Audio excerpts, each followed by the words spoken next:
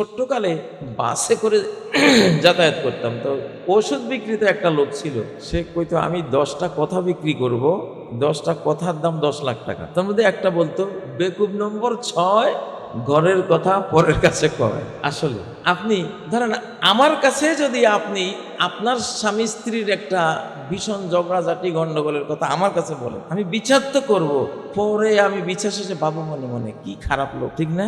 লোকগুলি সুবিধার না। তাহলে এই যে একটা ভাবলাম, এইটা তো আপনার বংশের আপনার সন্তানদের উপর একটা কালিমা গেল, ঠিক না বেটি? সুবহানাল্লাহ। এবং আল্লাহ দায়িত্ব নিচ্ছেন, যদি আমার হুকুম মতো স্বামী পরিবারে সীমিত রাখো, স্ত্রী পরিবারেই সীমিত রাখো, বংশের বাইরে যদি না নাও, আল্লাহ কি বলেন,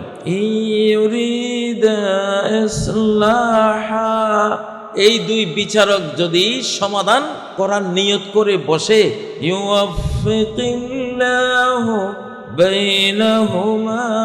তাহলে এদের উসিলায় আমি আল্লাহ দায়িত্ব নেব। 3 নম্বর একটা দায়িত্ব, যে আমি এই স্বামী স্ত্রীর মিলাই দেব। কোরআনের প্রত্যেকটা হুকুম একটা জীবন, একটা জীবন, একটা জীবনী শক্তি, একটা প্রাণ। মানুষ মার্ডার হয়ে যাওয়া আর ইজ্জত হারানো আর সম্পদ লুট হয়ে যাওয়া, 3টা এক সমান ক্ষতিকর। মরে যাওয়া, বেইজ্জত হয়ে যাওয়া, সম্পদ লুট হয়ে যাওয়া, 3টা কি এক সমান অপরাধ, এক সমান ক্ষতিকর। এই জন্য বিদায় হজ্জে নবীজি বলেছেন, ইন্না দিমাআকুম ওয়া আরাদাকুম ওয়া আমওয়ালাকুম আলাইকুম হারাম। তোমাদের রক্ত যেমন হারাম, তোমাদের ইজ্জতও এরকম নষ্ট করা হারাম, এরকম সম্পদও হরণ করা কি হারাম। মানে এক সমানে আনছে 3টা। তাহলে একজনের ইজ্জত মারা মানে কি, তাহলে মার্ডার করা সমান, কত বড় জিনিস। তো যদি আমরা আমাদের ঘরের সমাধান এই কোরআন থেকে নেই, সুবহানাল্লাহ, তাহলে মান ইজ্জত বাড়বে না কমবে? সন্তানদের মুখ উজ্জ্বল হবে নাকি কালো হবে?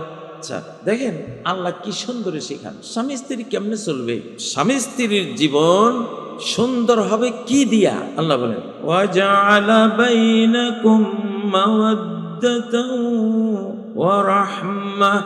আল্লাহ তাআলা সূরা রুমের 21 নম্বর আয়াতে বলেন, সংসার চলে 2টা জিনিস দিয়া, মাওয়াদ্দাতান ওয়া রাহমা, প্রেম প্রীতি। মাওয়াদ্দাত মানে প্রেম প্রীতি, স্বামীর অন্তরে স্ত্রীর প্রেম, স্ত্রীর অন্তরে স্বামীর প্রেম, ভালোবাসা, ভালোবাসা। আর কি? রাহমা, দয়া, দয়া আর মায়া, দয়া আর মায়া।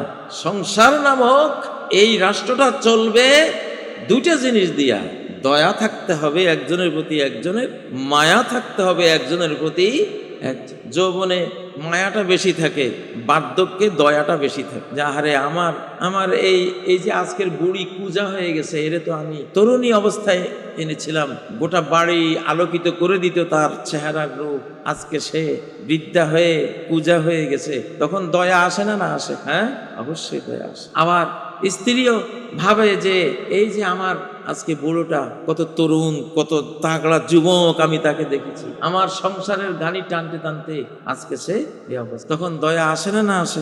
তো সমাজে এই জ্ঞানটার আগে অভাব ছিল না, এখন অভাব হচ্ছে। সমাজ চলে যুক্তিতে, সংসার চলে প্রেম প্রীতিতে। সংসার যুক্তি দিয়ে চলতো না, সংসারের যুক্তি খাটাতে গেলে ভাঙে যাবে। আমি আমার জীবনে অনেক প্রিন্সিপাল, অধ্যক্ষ বা ধরেন ডিসি সাহেব, এমপি সাহেব, নেতা সাহেব এরকম দেখছি, উনি বাইরে যেরকম যুক্তি দিয়া, লজিক দিয়া সমাজ যেভাবে চালান, ঘরে গিয়ে স্ত্রীর সাথে ওই রকম, হ্যাঁ আমার কথা কিন্তু উঠবস করবা, আমার অর্ডার মানবা, অর্ডার ক্যারি করার জন্য তো আমি তোমারে আনছি। মানে অফিসের ভাষা ঘরের মধ্যে। এদের সংসারে সারাদিন ঝগড়া লাগিতে। ভাই সংসার তো হলো আই লাভ ইউর জায়গা, এখানে অলওয়েজ, এখানে একমাত্র সমাধান কি? I love. স্ত্রী যতই কষ্ট দাও, বা স্ত্রী যদি বলে স্বামী তুমি জ্বালাও, ফোড়াও, কাটো, ভালোবাসা দিছি তো দিছি, কল্লা জাকাত থাক, এটা সরাইতাম, ঠিক না? 100 হয়তো সংসার করতে করতে আপনার বয়স 120, স্ত্রীর বয়স 100, দেখবেন এক বালিশ ছাড়া স্ত্রী ঘুমাইতো না। আপনি বাজারে গেলে দুয়ারে বসে থাকবে, বুড়া কবে আসবো, ঠিক না বেঠিক? ওয়াজআলা বাইনাকুম মাওয়াদ্দাতাও ওয়া রাহমাহ। শিখো কোরআন থেকে, সংসার কি দিয়ে চালাইবা? কয় জিনিস? 2 জিনিস, ভালোবাসা অর্থাৎ দয়া আর মায়া, দয়া আর মায়া। এই 2টা থাকলে জীবনেও স্বামী স্ত্রীর মধ্যে উকিল নোটিশ, ওই যে কোর্টে যাইয়া মামলা মোকদ্দমা, এইটা সেটা, এগুলি হইব আমাদের সমাজে? আমি আমার লক্ষ্মীপুর জেলা, নোয়াখালী জেলা, তালাক কি জিনিস এটা আমরা জীবনেও দেখছি না। মামলা মোকদ্দমা তো জামাইর উপর দূরে থাকো, তালাকও দেখছি না আমরা কোনো সময়। সুবহানাল্লাহ, কি একটা সমাজ কোরআনে তৈরি করে দিয়েছিল আমাদেরকে, ঠিক না? আর সমাজ চলে কি দিয়া?